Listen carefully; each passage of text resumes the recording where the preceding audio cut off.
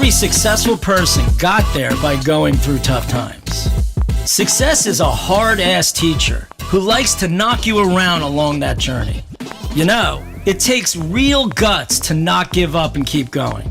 We'll hear stories about failures and how these leaders flip the script to create success. I'm John Schultz. Join me and let's discover how success is never really overnight.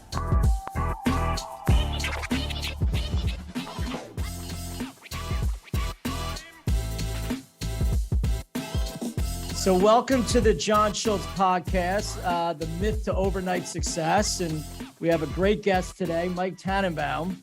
Everyone probably knows him, but I'll introduce you anyway. You in 2019 became the NFL front office insider for ESPN, former general manager for the New York Jets and executive vice president for football operations for the Miami Dolphins. You're an agent and you founded 3013, which we're going to talk about today, which is a cool concept. So welcome, Mike. How are you? I'm good. I'm glad to have you here. So obviously you have an unbelievably long longevity in your career, and that's what this show is about. So we like to go back to the early days and get a little bit about what young Mike was all about. And from what I read, you started as an accountant and hated it. A buddy had a connection with the Pittsburgh Mets, but you thought it wasn't all fun and games. You worked for free. So like, what at a young age inspired you to pursue that? Choose a job you love. You never work a day in your life. And my buddy actually had a connection at the Pittsfield, Massachusetts post office. So I actually worked for free for the Pittsfield Mets, raking the infield, putting cheese on the nachos. And then from 11 at night to 7 in the morning, I sorted mail. And my parents thought I was nuts. And I grew up in the Boston area. And the Boston Globe at the time was a newspaper that you could pull out various sections, and I always read the sports section every day, and that's all I ever wanted to do. So based on that experience, it fueled my passion, John. And from there, I went to law school at Tulane, and gave me a platform to learn more. And for me, it's always about trying to create value and over deliver for others. So were you a guy that collect baseball? I mean, were you in this early? Was it always sports, or did this happen later on? It was always sports for me, always sports. And went to Tulane Law School, and there was a once in a 75-year event, and players got free agency, owners got cost certainty in terms of the salary cap. And I put together a book after working for a year and a half for free on how the salary cap could be basically the most efficient ways to spend and allocate resources under the cap. And I sent it out to 60 people in the NFL. Every head coach and GM, and I got 59 rejection letters, and Coach Belichick hired me in 95, and that was a big step for me in my career. So you were like 100 less than Rocky got for his movie, right? Right? That's about right. He wanted to play the role himself, and he believed in himself, and obviously you did too. And so I guess this rule of free agency just opened up, obviously, something that wasn't there, right? So is that what inspired you to pursue this doctorate in sports law? Like, how did you get the background to think that this was your calling? It was really just the right place at the right time. People needed to understand what the salary cap was and how to use it and use it for competitive advantages. So, I always tell people, John, anybody listening to this podcast, like, how can you create value? How can you create, where there are barriers to entry that are lower? And for me, I was in law school at Tulane. There was a once in a 75-year event. There was one team in town, the Saints, in the NFL. I was just unbelievably lucky. I got my foot in the door with the Saints. I worked for a year and a half for free. And then I put this book out. Coach Belichick liked it. He hired me, moved to Cleveland, making $300 a week. So I guess this free thing works, right? I mean, not always does people think they want to take something for free, especially in today's day and age. So good for you. And I guess that just proves taking risks and things that you love and want to be a part of is what matters. And just go for it. Hey, John, I think it's more fundamental. I think it's about creating value, which is like, I understand, like, the cap helped me get to where I wanted to go. And the people in the front offices went from former players to people with JDs and MBAs. And I would just tell people that are listening today, like data and analytics and tracking devices and exercise science. There's a lot of things right now, John, that would be the equivalent of what was the salary cap in the mid 90s. Wow. Interesting. So, all right. So there you go. So you got this very unique start. You went with Belichick, and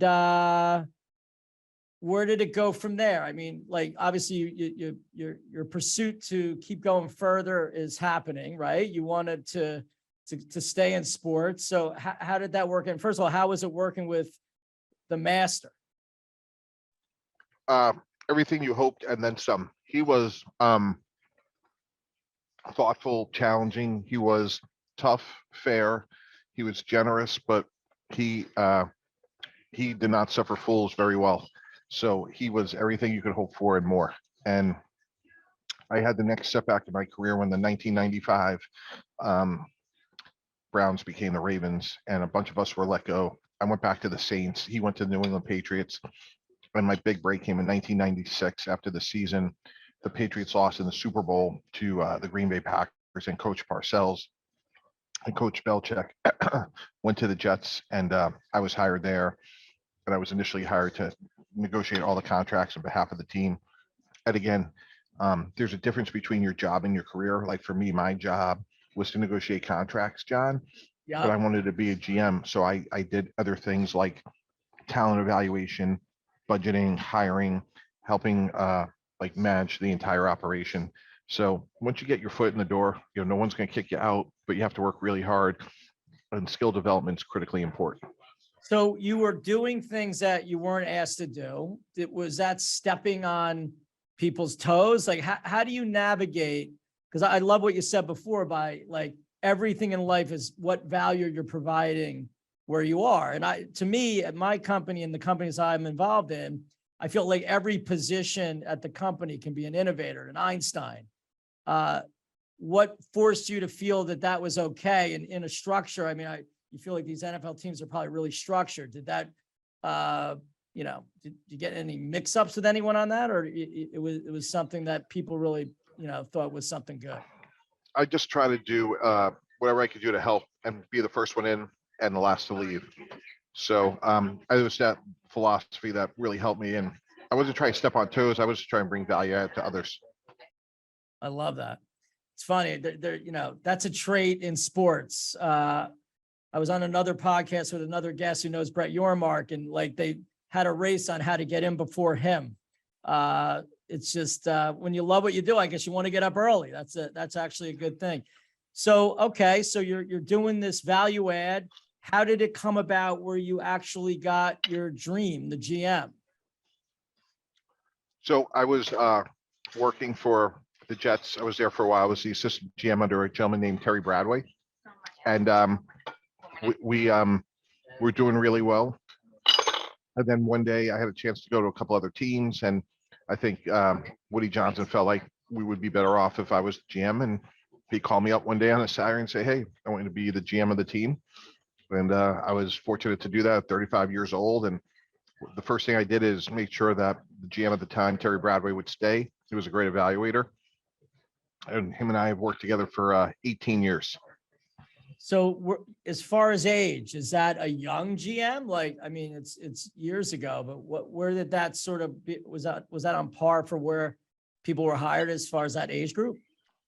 I was the youngest GM in the NFL. And there were a lot of people that were older than me. And I treated them with a lot of respect. And I always felt like I was the point guard of information. Like we were going to work really hard. We were going to be a process-driven organization. One of the signs we had was in God we trust, for everyone else we need data. And, that was just how we approach things. And when we had disagreement, we got more information. And I just believe in that to this day. And then the other sign I had up was every rock, every day, meaning we were going to be systematically more relentless than any of our competitors in ways to procure talent to make us better than the 31 other teams. And we had the greatest 7-year run in the history of the New York Jets, and went to 3 different championship games and had a great experience. So were you also involved? I mean, I know GMs have different roles. Was yours also in the team, or was it more the business of football? And how does that integrate together as far as how teams go in the NFL? Yeah, I was mostly on the football side. So anything that you saw on the field, I was responsible for, from medical, video, um, doctors, coaches, players, strength staff, travel. So lots on your plate. But I work very closely with the business side. Some of my closest relationships were with guys like Matt Higgins and Thad Shealy, Jay Cross, Neil Glatt. Work with Ira Axelrod, number of really high quality people, and had a similar setup in Miami as well. So what do you feel was the hardest part of your job? And actually, how hard is it to work for an NFL franchise? I mean, I would feel the pressure is just ridiculous. I mean, you have every Sunday to prove yourself for, you got a bunch of games you gotta succeed in. It's so visible. What did you feel the pressure points were for you? Every day when I walked into the parking lot and I saw like the assistants, the third trainer, the fourth person in the equipment room, like their lives mattered if we won or not. And I didn't want to let anybody down. There were a lot of people that had lived paycheck to paycheck, and you're fortunate when you're in the position that I had that you're not living paycheck to paycheck, but there's a lot of like financial insecurity for all of us long term. And I just was I wasn't going to change like the approach I got to get the job. Like I think I actually worked harder because I didn't want anyone to be like, oh, there's Tannenbaum, now that he's not top, he's like putting his feet up on his desk. So I came in earlier, stayed later, and felt like I had just do whatever I could every day, every single day. And when you work for an NFL team in New York, everyone has their 2 cents. So I always felt like, be it ownership, players, management, I wanted them to hear from me, like not what we were doing, but like why we were doing it. What would you say was the one most important decision that you felt made your time there successful, or actually changed the trajectory of the team? Yeah, I would say acquiring Curtis Smart in 1998, because when your best player becomes your best person, it's a game changer, John. It's a force multiplier, just in terms of like him impacting every other player in the locker room. So I think Curtis Smart by far was the biggest change for us. And what was your biggest setback or disappointment or crushing moment during your tenure? Look, we got to the championship game 3 times. Like I can remember, like yesterday, 98, we had the lead at halftime against Denver. 09, we didn't play great against the Colts, but 2010 against Pittsburgh, we were the better team. They won that game, but I felt like if we had played them 10 times, we would beat them 6 or 7.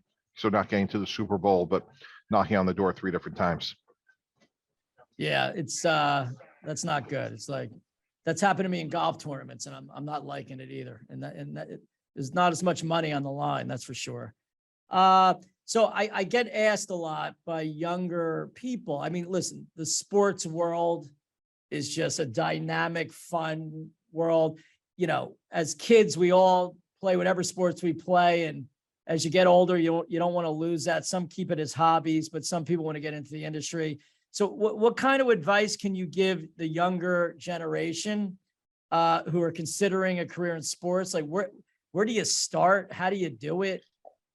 It just seems unachievable to most people.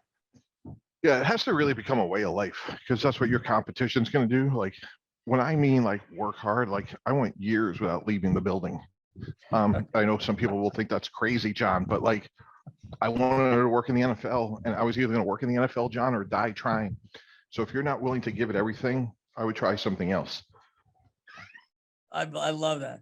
Did you actually I'm thinking of Rudy now, where like Rudy went into the, that room to the window. I mean, did you actually really have a place where you slept there? I wouldn't say slept there, but pretty darn close.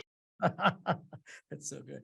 So, and how did Bill Parcells, I'm a Giants fan. I mean, I'm admitting it on my podcast. I've been my whole life. Parcells, and I remember going to games with my father. That's when there wasn't free agency way back when, where, when I was really going to games with my father. You know, the same team was there for years. You could actually get to know the players and the position they played. And that's when Parcells was at his height. So what did you learn from him? How did that, like an icon like that, influence you, guide you most during your career? Yeah, that's a great question, John. He is a really special man on so many levels, but he brought the best out of you. He realized, like, the one thing that was really special about him is he knew that there was different buttons to push for different people. And he brought out the best, because one minute he had you in tears and the next minute you were hugging him. So of all his superpowers, that to me was the biggest one. Was he had a disparate way of approaching people, depending. That was truly like one of his superpowers. Yeah, I mean, just watching him, you felt his intensity, but you also saw his love for the players. And was a special coach. I mean, listen, you had Belichick and you had Parcells. I mean, like, what more could you want as far as having mentors in any industry ever? All right, so let's get into something that I think you feel ridiculously passionate about. I think it's an unbelievable idea. I think it's innovative. And I know not only did you start this, you have other great ideas. It's this 33rd team, which is a think tank that provides, you know, inside knowledge, behind the scenes perspective with people, I guess, in between jobs themselves. And, you know, I would think in sports, you know, it's easier to lose your job than get a job all the time, right? It's not a longevity feeling. So let's talk about the 33rd team. You know, one of the things I'm very lucky is, you know, as we've talked about for a while now, John, like, I've had an incredible, you know, opportunities in my career, be it running the Jets, the Dolphins, working for ESPN.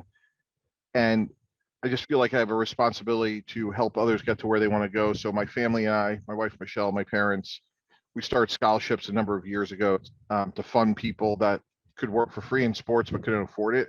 So we helped give them like some living expenses. And then this was sort of like just a outgrowth of that, where we've paired young men and women who want to work in the sports, mostly the NFL, with coaches and GMs between opportunities, and paired them together. And proudly, we've placed 22 men and women in the last 3 years in the NFL because of the experience they got with the coaches in our program. Wow, that's great. And how long has this been how long has 33rd team been in existence? 3 years. And if you are listening to this podcast on August 1st, we're gonna have a lot of exciting news. We're hopeful to bring this to a whole nother level, and really excited some of the new teammates we're gonna have, both like on the screen, on the front of the site, and behind the scenes. So 33rd team, to get back to that a little bit, what's some of the new innovation? I mean, this is such a good thing for, I think, recruiting and helping young people enter the NFL business or whatever sports business they want, with having great mentors. What other innovation do you think this can lead to? I know you said you may have an announcement. Is this something you want to talk about or no?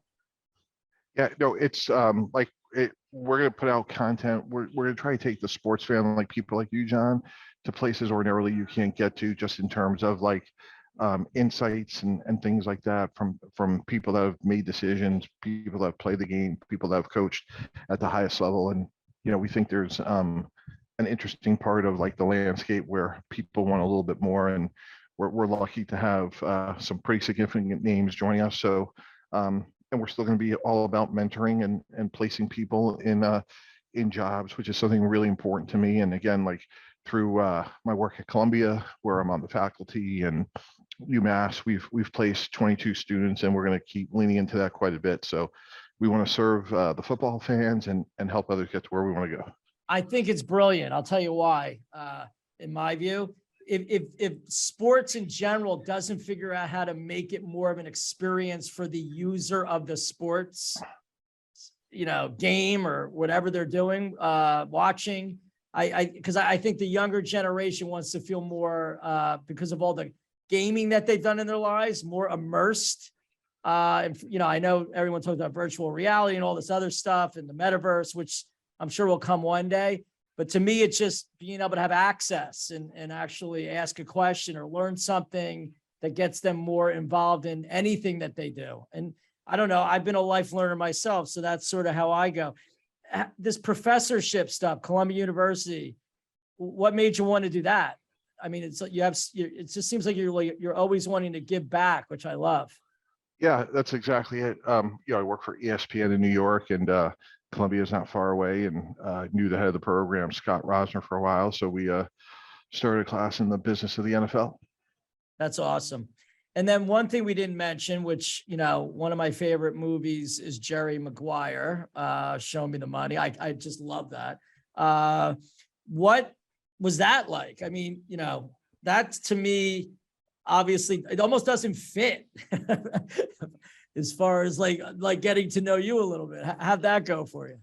Yeah, got a chance to work with great people like Steve Kerr and Dan Quinn and a lot of other guys. It was great. I learned a ton and got to serve a whole bunch of really smart and successful coaches. And I wanted to be on the other side of the table. I thought it'd be a great experience and loved every minute of it. And then got a chance to get back to the NFL and thought that was, the right thing to do. Did you feel that with learning? Because I think like if you own a restaurant, you need to wash the dishes, take the order. That's right.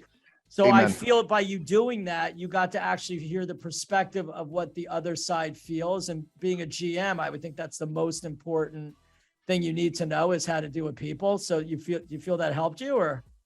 100%. I totally agree with that analogy. I love it. Well, listen, I know you got lots going on. I just want to say how much I thank you for being here. So if people want to find, especially the younger people, now I at least have a place to send people, this 33rd team, how do they find that? Yep. The33rdteam.com, the33rd.com. And my Twitter handle's at Real Tannenbaum. And, John, really looking forward to getting to know you. I know how successful you are in the real estate world, the podcast world, and really, really appreciate you having me and accommodating some technology issues. But I love this. Thanks. This made me have to bust through all the things that you had to bust through in your life. I feel like we did a good job and we're going to make this all work. So, but again, thanks for your time. And again, enjoy yourself. Thank I you. hope to see you soon. See ya. Thank you. Take care.